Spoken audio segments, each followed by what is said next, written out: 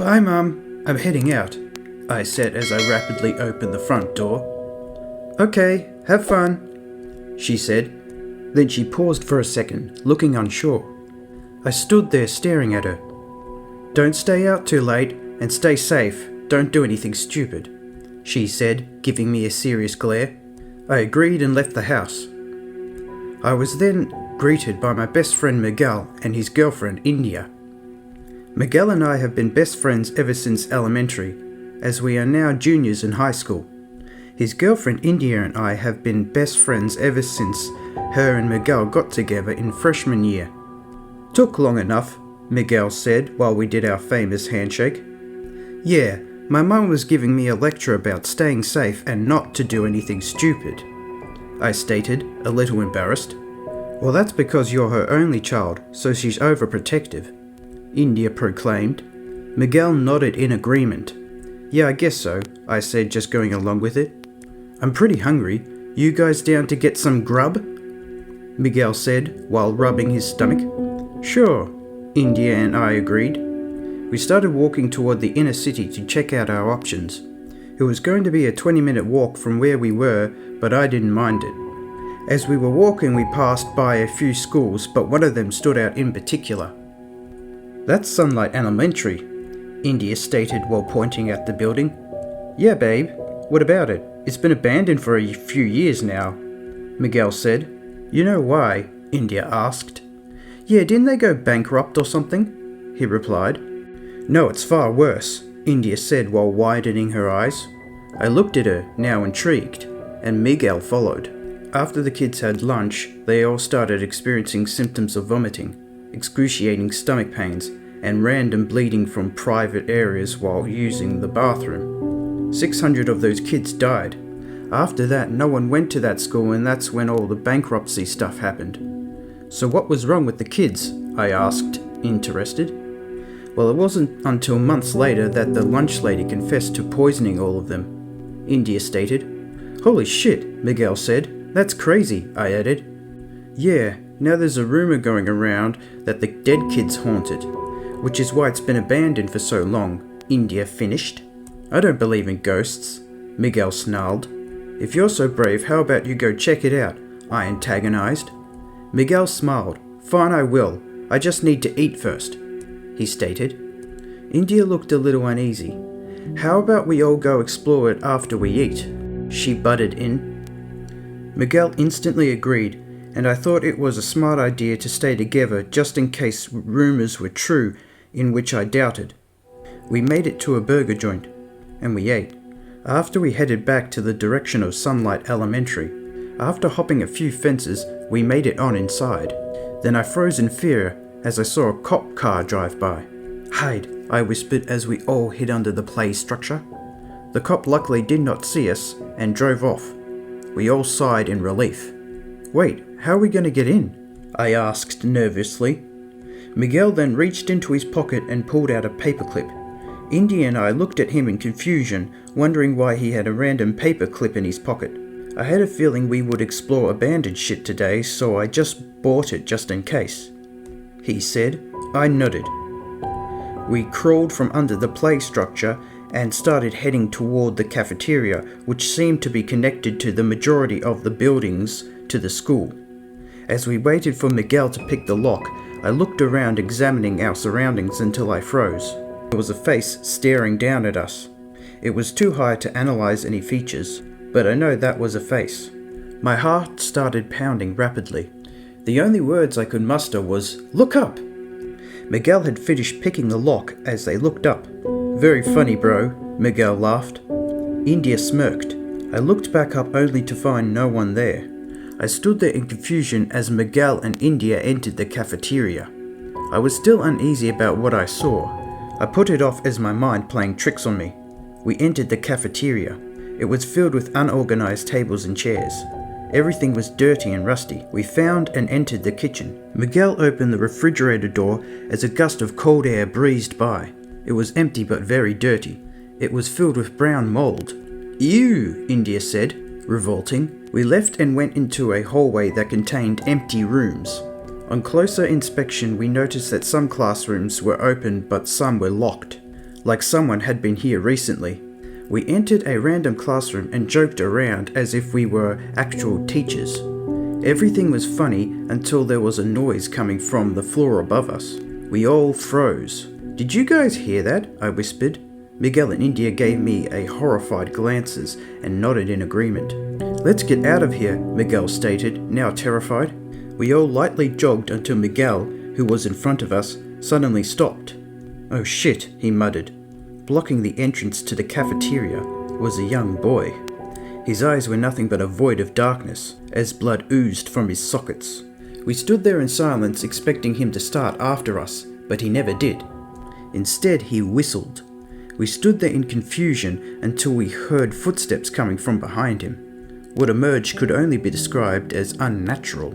It looked like a human, but its appearance was nothing more than ungodly. It wore what seemed to be human skin mask, its joints bent in unnatural angles as it stood on all fours. "What the hell is that?" Miguel asked as tears rolled down his cheeks. India broke us out of our trance and pulled us to insinuate for us to run, and we did down the hall. We did not know where we were going, but we tried every door, but everyone seemed to be locked. Rapid footsteps were approaching as we waited for Miguel to pick the lock again. We tried the last door and luckily it opened. We entered and locked the door behind us. We all held each other as we shook in fear. It was pitch black in the room. I took out my phone and turned on my flashlight. I flashed my surroundings, and what we saw would forever haunt me in all my dreams to come. There was a naked young lady tied to a chair with her legs spread open. Her belly looked plump as she looked a few months pregnant. I flashed the light on the ground and saw what seemed to be 5 baby corpses on the floor, but something was off about them. They were all skinless, as muscles now showed themselves. One of their mouths was wide open and it was filled with razor-sharp teeth. "Those aren't babies," India said shakingly. "Get me out of here," a soft voice spoke. It was a nude lady. We didn't respond, but instead looked at her in pity. "It uses me for reproduction. It just comes when it feels like it and rapes me. And what comes out is what you see on the floor. Some of them don't survive, but most of them do. You should have never come here." India put her face in her hands and started breaking down. "We are gonna get out of here," Miguel said, trying to sound confident. We untied her as India flashed the light towards our direction, her eyes now red from the tears. We helped her stand up as we stumbled and hit against the door. We froze. "I'm so sorry," she whispered, now maintaining her balance. Just then, rapid footsteps made their way down the hallway and stopped at the door we were contained in. There was a brief pause, and then the door ripped off its hinges. The creature snarled as it showed its rotten and insanely sharp teeth. I expected it to rip us all apart one by one, but instead it grabbed India, Miguel, and I by the shirt collar. He slashed the naked lady in the face as blood sprayed across the walls, and she collapsed onto the floor. Before looking away in horror, I noticed her mutilated eye on the floor. We kicked and screamed for our freedom, but it was no use. It brought us upstairs and threw us into an empty room that only had one window facing the building, so there was no way out of here. We sat there crying for what seemed like hours. We then heard singing. The only word that I heard from their singing was supper. We all peeked through the window and saw black-eyed children emerge from downstairs and form a circle. Most of them had deformities and did not look like anything that should be on this earth. They looked the opposite way from us, as if they were waiting for someone. And out something came. It looked similar to the creature that put us in this room, but it was much larger and more unsettling. It started making its way toward our direction, and instead of ripping the door open, it went straight through the window. It broke the glass and grabbed a hold of Miguel, pulling him through the window as glass fell on the floor. "No!" India and I yelled in unison. That thing ripped Miguel apart as he screamed in agony. Body parts and blood splatters flew across the room and onto the circle of black-eyed children. They ran around, ripping the flesh off of Miguel's now dead body and licking up the blood splatters. India and I hugged each other and cried for a while. It's been a few days since Miguel was killed. We called the cops, but they never showed up, and that was yesterday. My mum called today, and she thought I was spending the night over at Miguel's house without asking her. I told her the truth and she was furious and thought I was pranking her. I kept telling her I was serious. But then she told me to get home right, that hopefully sees this and calls for help.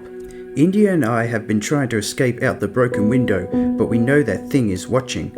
So please send help because I don't think there's much more time until it's supper again.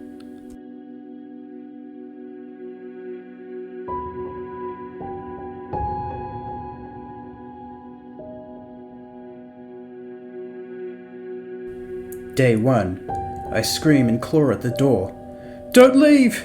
Don't leave me down here!" Footsteps. Then silence, other than the sound of my own screaming. My fingertips are bloody and raw. It's dark down here. Moist, mildew and must play in the air. Darkness passes over me. Slowly, instinctively, I scramble up the stairs and pass my hand on the wall, looking for a switch. Flick. Nothing happens. The shadows shift slightly as if expressing their distaste. I scream a bit more. Being in a cramped room in the dark isn't great. The door is locked. My shoulder smarts from when she pushed me down. I make a few crude attempts to unlock the door, but my efforts are in vain. I guess I'm stuck down here then. I stumble through the dark for a bit to find something to eat, yielding nothing but stubbed toes and shins. Screw this, I'm bedding down. I find a place that's not moist and that doesn't smell like mold and close my eyes. There's a bit of a draft, but it's fine. It's the most comfortable I'm going to get for a long time. Day 2. Mushrooms. That's the first thing I see. Little brown capped things with dark spots. Right in front of my face.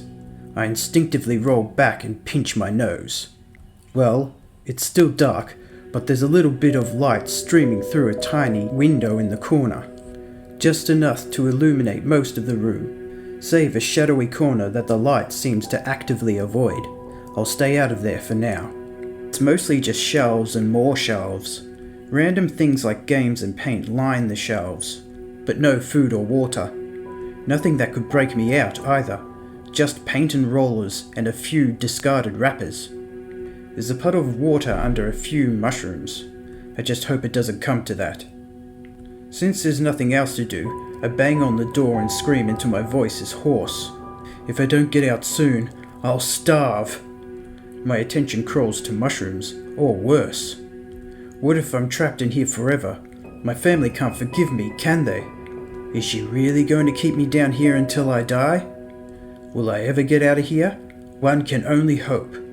Another day of no food or water makes me feel a bit weak.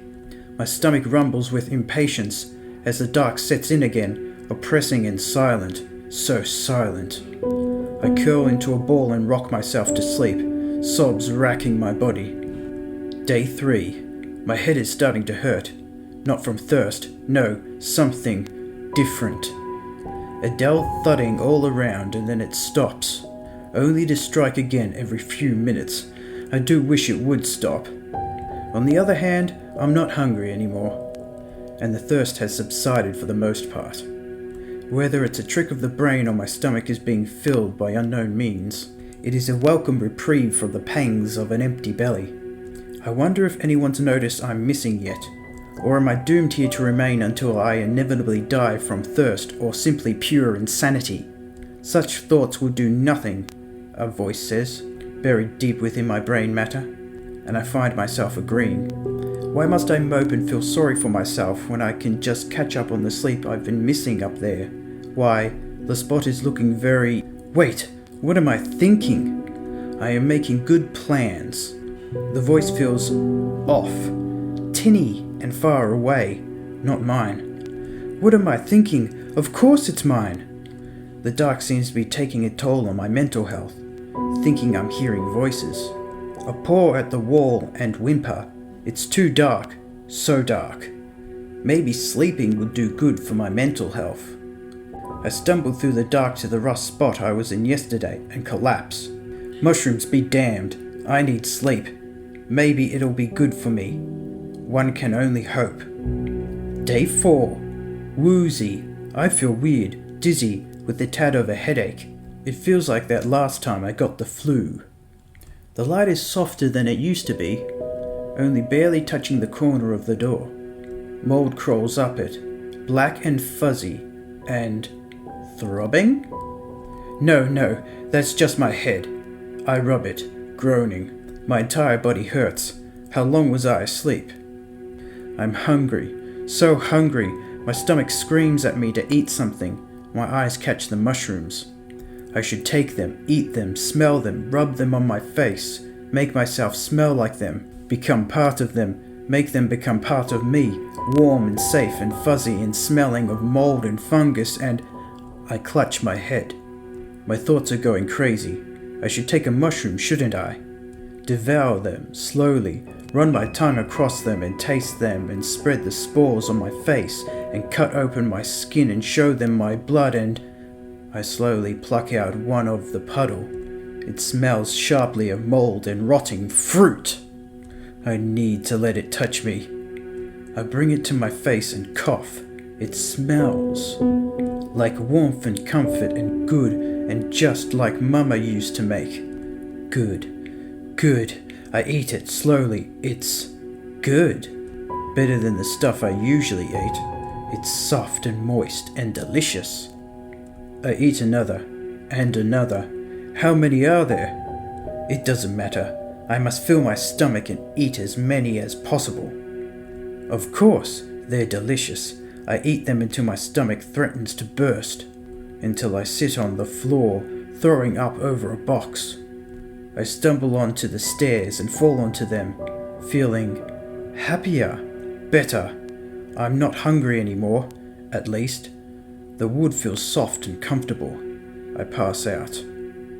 Day 5. The black slowly fades away and gives way to colour. Anxiously, I stand, an explosion of spores blooming outwards.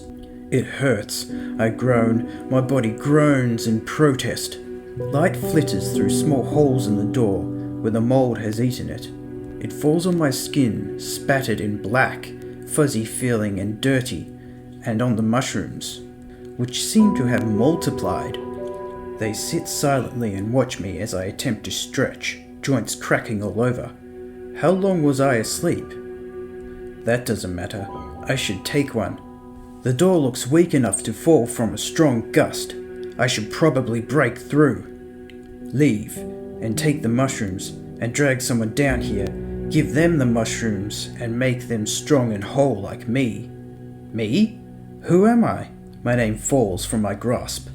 But that doesn't matter, does it? I have spores now, and they have me. My leg almost refuses to raise, but it does, with a few cracks, and I thrust it forward and take down the door and see the house inside. It's decrepit. Nobody's lived here in years. It was to start with, of course, but now, it almost looks like it should have fallen apart by now. I take a few caps, eat a few caps, and tuck the rest onto what rags are still hanging onto what's left of my skin. I look back at the basement. The mushrooms throb gently, pushing me forward. Find someone, bring them to me, to us. They gave me their life. It's time to repay their sacrifice. I stumble through the house and through the door, into the sunlight I haven't seen in how long? It stings my skin and eyes, but I continue forward. The neighborhood is empty. But I can wait. That's okay. Nobody passes for a few hours, maybe a few days, but I lay in the grass. I can wait. Somebody finally comes, a teenager, in torn jeans and a metal band tee and a beanie and knockoff Vans. He walks into the house with a can of spray paint in his left hand and his cell phone in the other. I follow, silently watching as he tests doors. I don't need to breathe anymore. I can thank the spores for that. He turns the corner and I see it, the empty doorway, shards of wood littering the ground. He pinches his nose and coughs. Fucking mold, he mumbles. He steps back and into my waiting arms. The scream comes, that's to be expected. But in such an empty place, No one can hear. Despite the stiffness, I feel energized, stronger than him. The spores make sure of that. I hold him gently like a rag doll as he kicks. His fist suddenly lands in my stomach, leaving a dent, spores flying into the air. But that's fine. It doesn't hurt. With a heave, I throw him down the stairs, watching him tumble into the abyss, and I leap after him with inhuman grace, coming in for a landing. He doesn't grunt. I'm not that heavy. But he screams. I am strong. I tear off what's left of my left hand and feed it to him, rubbing it on his face, shoving it down his throat until I'm sure it's gone in. His screams are reduced to gurgles now. His face is covered in spores. So is mine. He's passed out by now, but I continue with my work. By the time I'm finished, he's a bit mangled, but covered in grey. My work done, I retire to the corner and wait. I feel myself fading. Spores eat away at what's left. They're taking me, all of me. That's fine. I fulfilled my purpose, and I feel peaceful. The room is silent. Something snaps. It hurts. It hurts. Where am I? Why am I? I look at my arms. Where are my hands? My throat is too eaten at to speak, but I want to scream. What did they do to me? What did I do to him? It hurts. It hurt.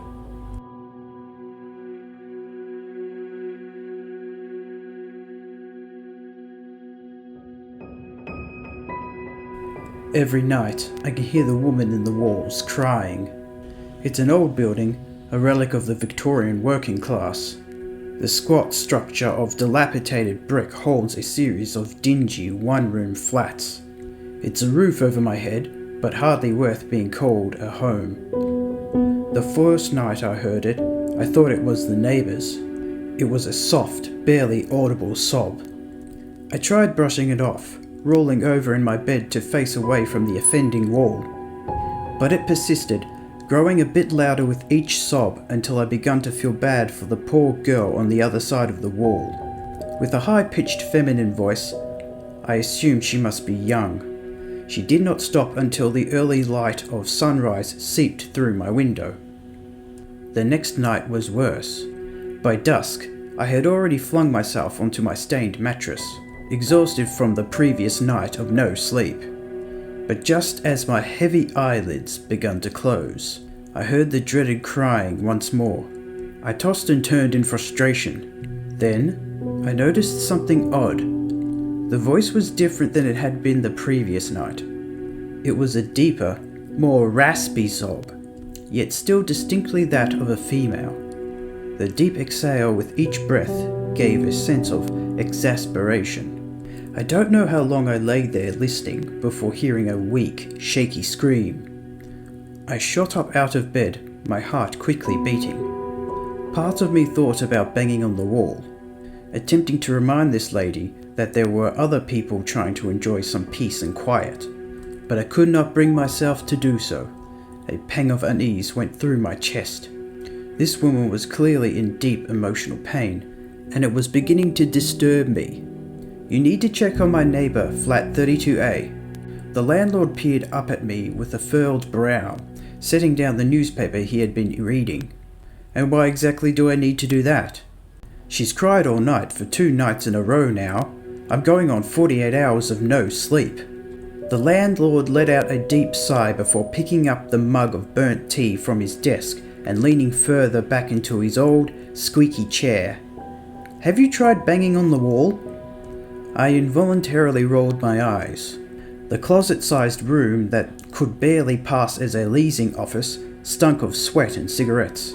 I was anxious to get out of there. I'm not about to bang on the wall when this poor woman is obviously already distraught. Well, I'll go check out the situation today. But I'm sorry to tell you that it's likely squatters. Nobody's renting 32A. My stomach dropped. It was not the idea of the homeless using the flat beside me that bothered me. In a place as run down as this, a few people looking for shelter was bound to happen now and then. Rather, the feeling was something I couldn't put my finger on, a deep unrest quite unlike anything I had felt before. The landlord must have noticed the look of fear on my face. "Don't worry, miss. If we got squatters, I'll call the police and you'll be free of disturbance by tonight." "Thank you," was all I could get out before turning and walking away. I stayed out late that night despite my exhaustion.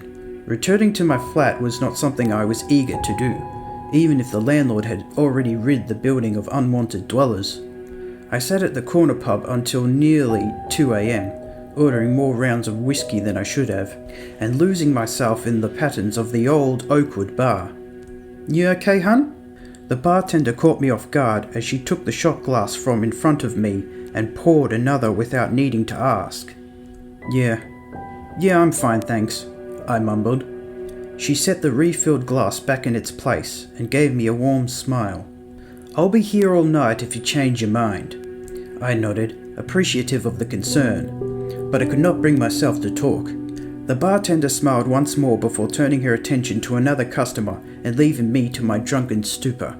I don't remember returning home, nor falling asleep, but I must have because I woke up in bed, still during the dark hours of night, to feel my heart sink once more.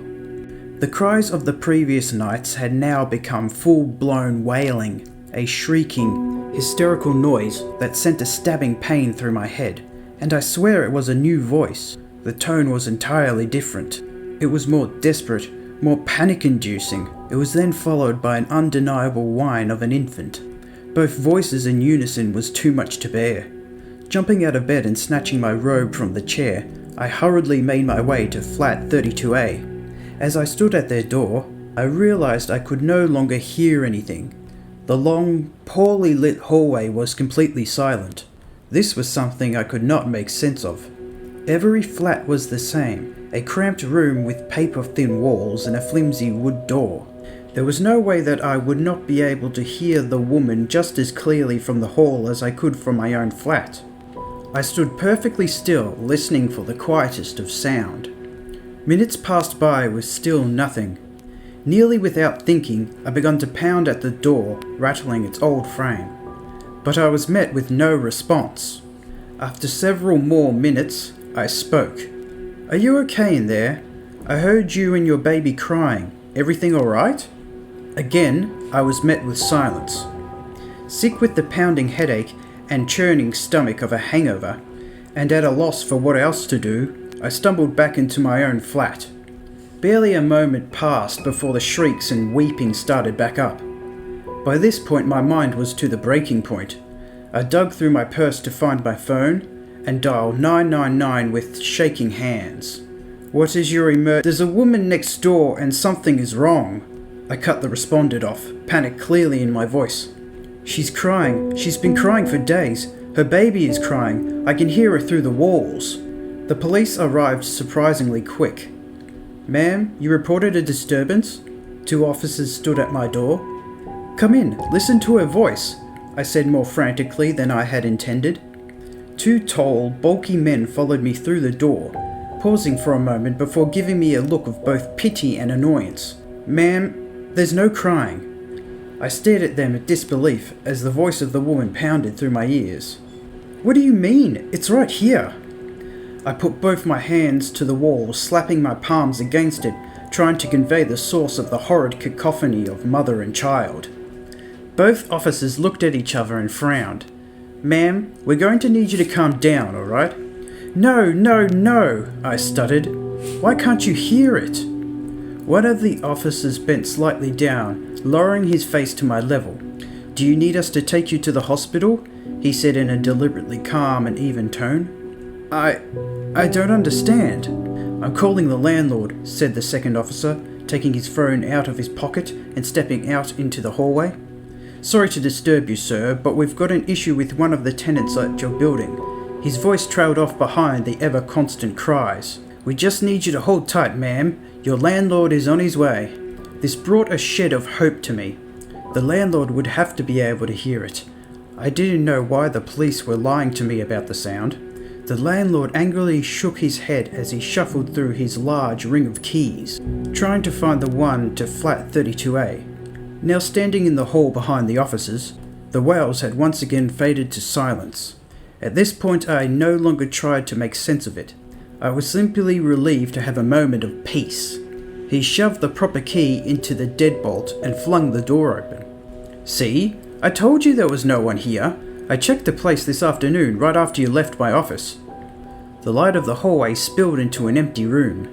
The worn wooden floor was clean. The yellowed walls were bare. There was nobody. There was nothing. "No renters, no squatters," the landlord continued. "Not even so much as a food wrapper, or a blanket, or any evidence at all that anyone has been here." "Sir?" The officer gave him a stern, knowing look, trying to convey that the situation should remain subdued. It was clear that all three men thought I was utterly insane. The landlord waved his hand in dismissal. "Can I go home now?" "Yes, go," the officer said with slight frustration. He turned back to me. "We're going to have to check your flat for any illegal substances." "Can I wait in the hall?" I asked. I didn't even care if they thought I was on drugs. I just needed to stay out of the god-awful room, away from the screams. An hour later, the police emerged from the flat, looking down at me as I sat on the dirty hallway carpet. "Everything's clear," one of them announced. "Now, are you going to be able to stay calm and get some rest here? Or do we need to get you to a hospital?" I shook my head and forced a weak smile. "I'll be fine."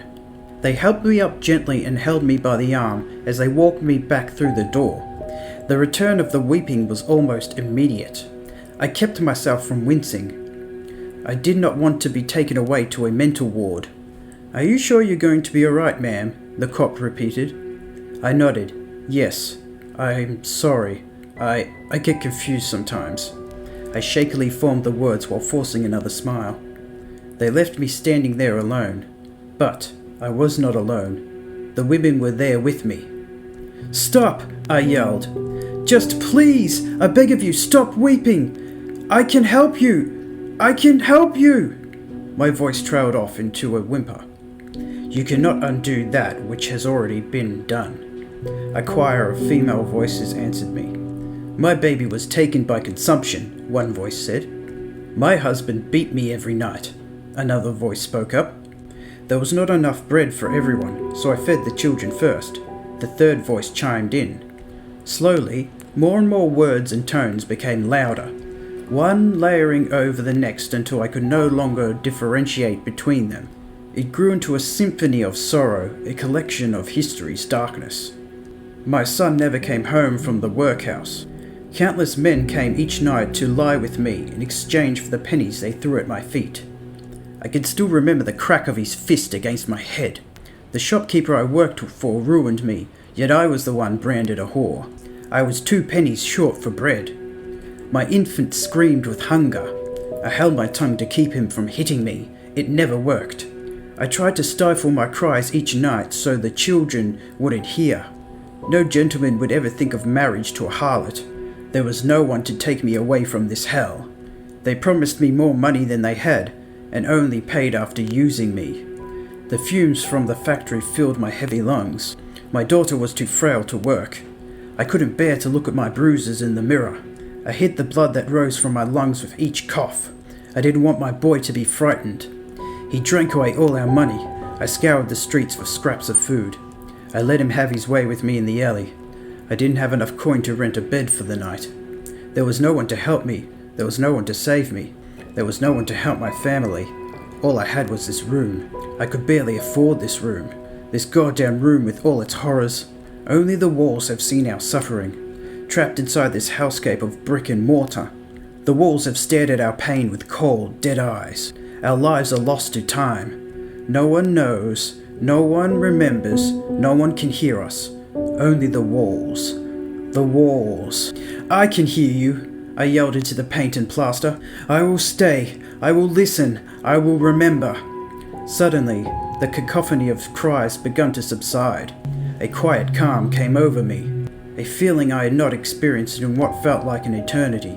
I waited, unmoving, my hand pressed to the wall. The moments passed and still no sound came. It must have been mere seconds of the newfound silence before my body gave in to utter exhaustion, and I collapsed to the floor. For the first time in days, I slept. It was a deep, dreamless rest, and I awoke the next morning still laying on the floor. Light spilled in through the window. The birds sang softly. I took a deep breath. I could sleep again. And so, every night the women came to talk to me, to cry upon my shoulder, to vent their sorrows to my open ears, to release their pain that they could not in life. But now, their cries stop after a while to let me rest. I listen, I weep with them, I console them, I will keep my promise. So I stay in this dingy building of dilapidated brick. I stay for them. I stay so the horrors of history will not be forgotten. I fear what will happen to the women when I'm dead and gone. I fear no one will hear them again. Yet, what scares me the most is, perhaps, I will become just another woman in the wall.